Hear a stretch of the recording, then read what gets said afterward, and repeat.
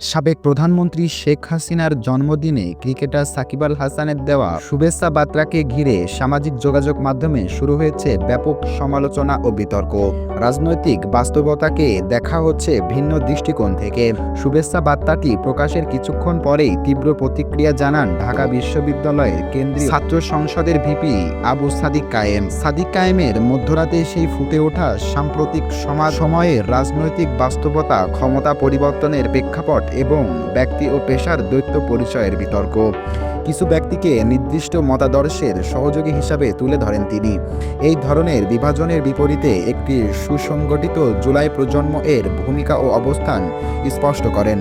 ডাকসুর ভিপি তিনি পোস্টে আরও বলেন, অতীতে নির্যাতনমূলক সময় কি ইতিহাসের পাতায় দেওয়া যায় না? বিভিন্ন পরিচয়ের, বিভিন্ন মুখোশের সমাজে নানা স্তরের নিজেদের উপস্থিতি বজায় রাখার চেষ্টা করেছেন, তাদের ক্ষমা নেই। তিনি বলেন, ক্রিকেটার সাকিব এবং রাজনীতিবিদ সাকিব আলাদা।